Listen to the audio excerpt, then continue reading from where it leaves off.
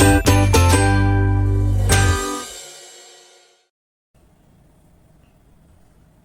warahmatullahi wabarakatuh. Kembali lagi bersama saya Oliver di channel kesayangan kita Tax and Tips.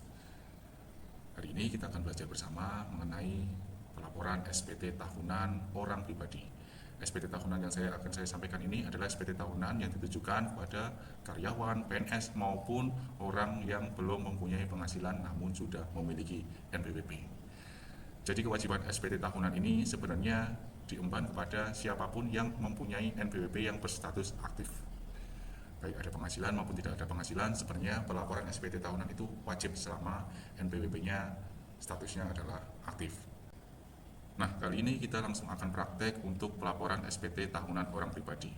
Perlu diketahui juga bahwasanya SPT tahunan orang pribadi disampaikan atau dilaporkan paling lambat pada tanggal 31 Maret tahun pajak berikutnya. Jadi apabila Bapak Ibu mau lapor SPT tahunan tahun pajak 2025, maksimal dilaporkannya adalah 31 Maret tahun 2026. Nah, apa saja yang perlu disiapkan ketika mau lapor SPT tahunan orang pribadi? Yang pertama, Bapak Ibu harus punya akunnya, akun Cortex. Kalau dulu kita pakai DJP Online, pakai Evin, dan lain sebagainya. Sejak tahun 2025, DJP Online itu sudah kita tinggalkan, sekarang kita menggunakan Cortex. Nah, Bapak Ibu harus sudah punya akun Cortex, sudah aktivasi akun Cortex-nya. Nah, buat Bapak Ibu yang belum aktivasi akun Cortex, silakan simak video saya yang sebelumnya. Selanjutnya yang perlu Bapak Ibu siapkan adalah bukti potong buat Bapak Ibu yang statusnya adalah pegawai, baik pegawai swasta maupun pegawai negeri sipil, silakan siapkan bukti potongnya. Apabila belum memperoleh bukti potong secara fisik, nanti Bapak Ibu bisa memperolehnya di menu Cortex. Di Cortex ini, Bapak Ibu bisa mengunduh bukti potong secara mandiri dengan catatan bahwasanya pemberi kerja itu telah menerbitkan bukti potong tersebut. Caranya gimana? Silakan masuk ke portal saya, dokumen saya, kemudian silakan klik hasilkan dokumen atau klik refresh. Setelah itu geser ke kanan, unduh bukti potongnya, lalu akan muncul tampilan bukti potong, contohnya seperti ini. Namun di contoh yang akan saya sampaikan ini nanti, pegawai yang bersangkutan itu belum mempunyai bukti potong. Selain itu, hal yang perlu Bapak Ibu siapkan adalah daftar harta. Barangkali ada update harta, jual harta ataupun beli harta, nanti silakan disiapkan. Selain daftar harta, Bapak Ibu juga siapkan daftar hutang apabila ada. Kalau misalkan tidak ada, alhamdulillah. Kalau Bapak Ibu sudah menyiapkan dokumen tersebut, Bapak Ibu bisa langsung melaporkan SPT tahunan orang pribadi dengan tutorial sebagai berikut. Kami akan langsung mempraktekannya. Pertama-tama Bapak Ibu silakan buka browser, bebas apa aja. Kemudian ketikkan linknya Cortex DJP. Kalau misalkan Bapak Ibu bingung dengan alamatnya, dicari di Google aja Cortex DJP, kemudian pilih yang paling atas. Setelah itu Bapak Ibu masukkan ID pengguna dan juga kata sandi yang telah dibikin. Jangan lupa untuk memasukkan captcha. Apabila tulisannya tidak jelas, Bapak Ibu bisa klik di sini untuk refresh captcha-nya. Nah, beginilah tampilan Cortex untuk pertama kalinya, Bapak Ibu. Ini adalah halaman awal, halaman depan. Nah, sebelum melakukan pelaporan SPT tahunan orang pribadi, saya selalu menyarankan bahwasanya untuk update data keluarga. Hal ini bertujuan agar PTKP-nya nanti muncul nama anggota keluarga sebagaimana yang tertera di KK. Jadi basis data yang digunakan adalah data KK terkini. PTKP ini sangat penting terutama buat bapak-bapak, buat kepala keluarga, karena yang menanggung status PTKP atau menanggung status kawin dan juga tanggungan itu hanyalah suami atau laki-laki. Untuk perempuan nanti statusnya di PTKP-nya biasanya TK0 kecuali mendapat surat pernyataan dari kecamatan. Gimana cara update data keluarganya? Pertama, Bapak Ibu bisa masuk ke portal saya, kemudian masuk ke profil saya. Nah, kita cek di bagian data unit keluarga. Ini terkhusus untuk bapak-bapak, pastikan nanti nama istri dan juga nama anak-anaknya itu tercantum di unit pajak keluarga ini. Nah, yang perlu diingat juga bahwasanya yang masuk di unit pajak keluarga ini adalah kondisi per 1 Januari tahun pajak 2025. Nanti apabila ada yang belum masuk, misalkan ada nama anggota keluarga yang belum masuk, belum update, silakan Bapak Ibu update sendiri di menu informasi umum, kemudian silakan klik edit, Kemudian masuk informasi umum dulu, silakan lakukan validasi data Dukcapil sampai ada keterangan data berhasil divalidasi dengan Dukcapil. Setelah itu, Bapak Ibu, khususnya Bapak-Bapak, nanti masuk ke unit pajak keluarga, tambahkan nama istri dan juga anaknya, nik anggota keluarga dan lain sebagainya. Nah, untuk ibu-ibu yang status perpajakannya digabung dengan suami, silakan masukkan identitas ibu di korteksnya bapak atau korteks suami. Nah, pastikan status unit perpajakannya adalah tanggungan dan juga status hubungan keluarganya adalah istri. Nah, ini status ini wajib, dua ini wajib untuk istri yang NPWP-nya digabung dengan suami. Selain itu, nicknya ini silakan disesuaikan, jenis kelamin dan sebagainya silakan samakan dengan kakak. Tanggal mulai ini bisa ditulis tanggal nikahnya, kemudian tanggal berakhir ini lebih baik jangan diisi demi kemaslahatan keluarga Bapak Ibu. Oke, kalau misalkan ada anak nanti juga silakan disesuaikan, nanti basis datanya ini harus disamakan dengan kakak terupdate. Setelah itu turun ke bawah, pernyataan, submit. Silakan unduh tanda terima apabila diperlukan, kalau tidak diperlukan silakan di skip saja. Berikutnya pastikan juga status sertifikatnya aktif atau kode otorisasinya aktif. Kalau misalkan belum aktif, Bapak Ibu bisa masuk ke permintaan kode otorisasi, kemudian langsung ke bawah, jenis sertifikat, kode otorisasi DJP, masukkan paspresnya.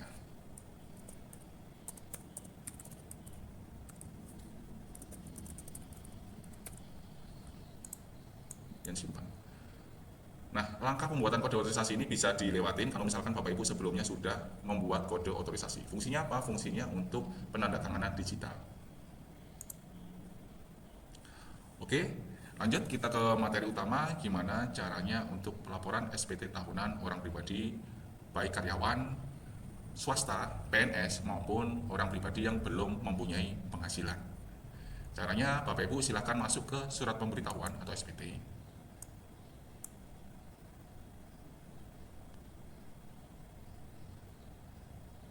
Kemudian masuk ke buat konsep SPT. Setelah itu pilih PPH orang pribadi. Silakan klik lanjut. Kemudian pilih SPT tahunan. Kemudian periode dan tahun pajaknya adalah Januari sampai dengan Desember 2025. Silakan klik lanjut. Pilih jenis SPT atau model SPT-nya pilih normal, kemudian pilih buat konsep SPT. Nah, nanti akan muncul seperti ini. Silakan klik tombol pensil, ikon pensil untuk melihatnya atau masuk ke dalam SPT. Nah, Bapak Ibu, beginilah tampilan SPT tahunan orang pribadi di Kortex. Nah, ini sedikit berbeda ya dengan yang di DJP online. Bedanya adalah kalau yang di DJP online itu formulirnya itu sudah disediakan. Jadi tergantung penghasilan kita apakah menggunakan formulir 1770S, 1770SS ataupun 1770 polosan. Kalau sedangkan yang di Kortex ini formulir yang kita pakai tergantung dari pertanyaan yang kita jawab. Nah, nanti Bapak Ibu akan dimunculkan pertanyaan yang Bapak Ibu harus jawab ya ataupun tidak. Seperti itu. Agar formulirnya yang Bapak Ibu butuhkan nanti muncul. Nah, sebelum melakukan itu semua, kita harus klik posting SPT dulu. Fungsinya apa? Fungsinya akan melakukan sinkronasi dengan database DJP online yang sebelumnya. Jadi, daftar harta Bapak Ibu tidak usah diinput ulang satu-satu. Apabila Bapak Ibu sudah mengisi di DJP online, tidak perlu mengisi ulang satu-satu. Tinggal melakukan update saja. Contoh, kalau ada yang dijual, tinggal dihapuskan. Kemudian ada yang dibeli, tinggal ditambahkan. Kondisi per 31 Desember 2025. Posting SPT ini juga berlaku ataupun berguna untuk update bukti potong apabila Bapak Ibu telah dilakukan pemotongan oleh pemberi kerja dan juga lain sebagainya. Pokoknya klik posting SPT ini dilakukan untuk sinkronasi data dengan database yang ada di server pajak. Ini sangat penting, kenapa? Agar Bapak Ibu tidak perlu ngeklik banyak-banyak, agar Bapak Ibu isiannya pre-populated atau isiannya otomatis sebagaimana di database perpajakan. Contoh kita di sini kita klik posting SPT. Nah, sehingga nanti akan muncul tanggal hari ini atau tanggal kapan diupdate-nya seperti itu. Kemudian silakan klik sumber penghasilan. Nah, ini juga penting Bapak Ibu. Nah, yang perlu Bapak Ibu lihat di sini adalah ada beberapa warna. Kalau misalkan Bapak Ibu lihat di sini ada warna abu-abu atau di blok, itu isiannya adalah otomatis. Jadi tidak bisa diisi ya. Ini otomatis dari server. Sedangkan kalau yang ini tidak ada warnanya putih, tidak ada bintangnya, ini bisa untuk diisi atau tidak diisi pun tidak masalah. Kemudian ada yang putih dan juga ada bintang kecilnya, ini artinya adalah wajib untuk dilakukan pengisian, jadi tidak boleh dikosongin. Nah, di sini saya akan mencontohkan untuk lapor SPT untuk pegawai, baik pegawai swasta maupun pegawai negeri sipil, dan juga untuk orang yang belum mempunyai penghasilan tapi sudah mempunyai NPWP yang aktif. Jadi silakan diklik minimal 1 di bagian pekerjaan. Setelah itu silakan turun ke bawah hingga sampai di sini penghasilan neto, ikhtisar penghasilan neto. Seperti yang saya sampaikan bahwasanya pengisian SPT itu bergantung dari kondisi kita. Jadi formulir yang akan muncul itu tergantung dari isian SPT kita. Jadi akan dihadapkan dengan pertanyaan yang harus menjawab ya ataupun tidak. Contoh di sini yang bersangkutan adalah pegawai ya. Apakah Anda menerima penghasilan dalam negeri dari pekerjaan? Kita jawab ya. Nah, nanti akan ada keterangan, ya silakan mengisi lampiran 1 bagian D. Nah, buat Bapak Ibu, saya sarankan, sebelum mengisi ke lampiran 1 bagian D, Bapak Ibu selesaikan dulu pertanyaan ya dan tidaknya di halaman induk. Agar Bapak Ibu tidak loncat-loncat di dalam pengerjaan SPT-nya. Agar tidak ada yang tertinggal, seperti itu. Apakah Anda menerima penghasilan dalam negeri dari usaha dan atau pekerjaan bebas? Kita klik tidak, karena yang bersangkutan adalah pegawai. Apakah Anda menerima penghasilan dalam negeri lainnya? Kita klik tidak. Apakah Anda menerima penghasilan dari luar negeri? Kita klik tidak juga. Apakah terdapat pengurangan penghasilan itu seperti kompensasi kerugian atau zakat sumbangan? Nah, kompensasi zakat ataupun sumbangan yang perlu diingat itu harus sesuai dengan PP 60 tahun 2010 yang mana lembaga tersebut harus disahkan oleh atau disetujui oleh Kementerian Keuangan dan pemotongan atau pemungutan zakatnya harus dilakukan oleh instansi pemberi kerjanya atau kantornya. Karena di sini yang bersangkutan tidak ada, kita klik tidak. Kemudian penghasilan tidak kena pajak kita samakan yaitu dengan bukti potong di sini adalah TK 0 karena sekali lagi cewek atau wanita itu pasti TK 0. Apakah terdapat pengurang PPh terutang? Kita jawab tidak juga. Apakah terdapat PPh yang telah dipotong atau dipungut pihak lain? Nah, ini penting banget. Apabila Bapak Ibu pemberi kerjanya sudah melakukan pembuatan bukti potong, maka silakan klik ya. Dan pada dasarnya ketika Bapak Ibu seorang pegawai, ketika Bapak Ibu klik ya, nanti pasti akan muncul otomatis angka di sini. Nah, seperti itu. Apakah Anda menerima pembalian atau pengurangan kredit PP luar negeri yang dikreditkan? Kita jawab tidak. Oke, turun ke bawah, turun ke bawah, turun ke bawah. Apakah Anda menerima penghasilan yang teratur? Ini kita klik tidak. Apakah PP pasal 25 kita juga tidak ada angsuran? OPPT tanpa pajak berikutnya juga tidak ada. Apakah Anda memiliki utang pada akhir tahun pajak? Kalau ada klik ya, kalau tidak ada klik tidak. Apakah Anda menerima penghasilan yang dikenakan pajak bersifat final? Nah, bersifat final ini biasanya diterapkan pada teman-teman ASN ataupun PNS yang dalam penerimaan honorarium mereka dipotong PPh bersifat final dengan tarif berdasarkan golongan mereka. Kalau yang bersangkutan adalah ASN, Bapak Ibu adalah ASN atau PNS ya, klik ya. Kalau tidak berarti klik tidak. Apakah Anda menerima penghasilan yang tidak termasuk objek pajak? Di sini contohnya adalah warisan. Kalau misalkan dapat warisan silakan klik ya, kalau tidak klik tidak. Oke. Kemudian apakah Anda menerima dividen? Ini kebetulan yang bersangkutan tidak bermain saham ataupun mendapatkan dividen, kita klik tidak. Oke. Kemudian statusnya SPT-nya nihil.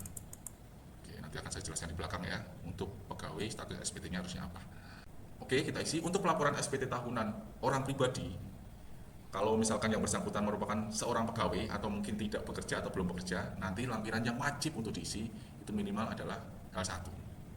Kalau misalkan yang bersangkutan ASN nanti ada L5-nya. Ini kan nggak ada nih, karena yang bersangkutan bukan merupakan ASN atau PNS. Kita masuk ke L1. Nah, di L1 nanti akan muncul kolom harta, utang, dan juga daftar anggota keluarga, penghasilan, dan juga daftar pemotongan. Nah, harta pada akhir tahun itu wajib diisi Bapak Ibu, minimal 1. Minimal 1. Misalkan di sini yang bersangkutan ini mempunyai tabungan. Nomor akunnya, ini nomor rekeningnya. Atas namanya, nama yang bersangkutan. Nama institusinya, misalkan di sini nama banknya. Lokasi harta, silakan pilih lokasinya, Indonesia. Tahun perolehan itu tahun saldo terakhirnya tahun 2025, kemudian saldonya itu saldo terakhir. Seperti itu. Setelah itu kita klik simpan. Nah, di bagian daftar harta itu minimal diisi 1 Bapak Ibu. Jadi SPT tahunan orang pribadi pada khususnya itu hartanya tidak boleh kosong. Jadi silakan diisi minimal 1. Contoh kalau misalkan nggak ada tabungan berarti ada HP. HP nanti silakan diisi di harta lainnya. HP di sini contoh peralatan elektronik ya. Tahun perolehannya 2024. Biaya perolehannya HP-nya 3 juta. Misalkan ya. Nilai saat ini, nah kalau misalkan nilai saat ini adalah nilai asumsinya Bapak Ibu. Nilai asumsinya HP turun kan jadi 2 juta rupiah. Bukti kepemilikannya tidak ada, kita kosongin aja. Informasi tambahan ini bisa diisi merek HP-nya. HP Poco. Kemudian kita klik simpan. Jadi sekali lagi harta harus diisi minimal 1, apa aja bebas. Oke, di istilah di sini nanti akan terekap otomatis harga perolehannya berapa, nilai startingnya juga berapa, akan terekap secara otomatis. Untuk utang itu silakan diisi apabila ada, kalau misalkan tidak ada dikosongin juga tidak apa-apa.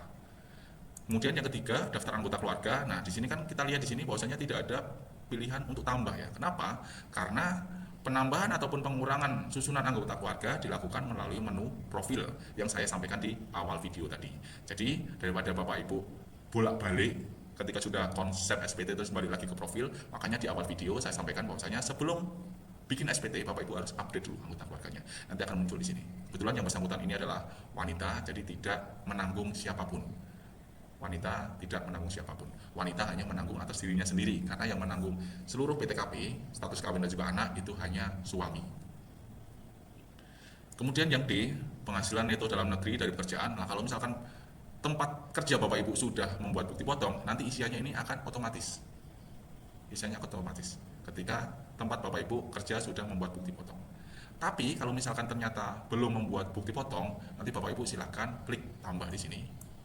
Kemudian nomor identitas pemberi kerjanya, bisa NPWP perusahaan ataupun NPWP atau NIK dari pemberi kerjanya, dalam contoh kalau misalkan yang bersangkutan kerja kepada orang pribadi.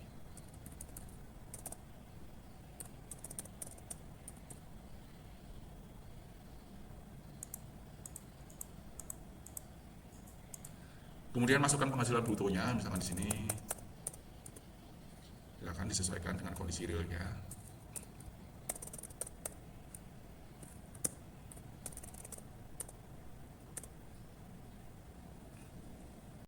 Nah, pengurang penghasilan bruto atau biaya di sini adalah biaya-biaya yang dikeluarkan, contohnya adalah iuran pensiun ataupun iuran yang dibayarkan oleh pegawai dan juga biaya jabatan. Biaya jabatan ini 5% dari penghasilan bruto yang diterima. Kalau setahun maksimal adalah 6 juta rupiah. Nah, di sini penghasilan brutonya contohnya adalah 10 juta, maka 5% dari 10 juta adalah 500 ribu. Nah, nanti temannya akan otomatis, penghasilan netonya akan terhitung secara otomatis. Kita klik simpan. Kemudian lanjut ke bagian E, yaitu daftar bukti potong. Sekali lagi, kalau misalkan tempat kerja Bapak Ibu sudah menerbitkan bukti potong, itu nanti akan otomatis muncul di sini setelah Bapak Ibu klik posting SPT, setelah sinkronasi data.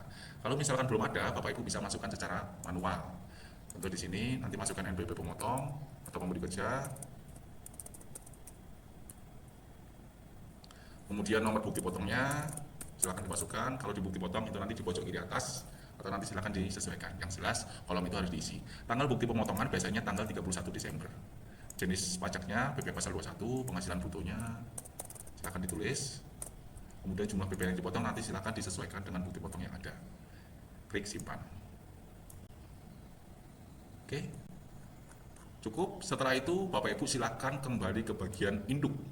Jadi pengisiannya untuk orang pribadi yang statusnya adalah pegawai, baik pegawai negeri sipil maupun pegawai swasta, ataupun orang yang belum bekerja tapi mempunyai NPWP aktif.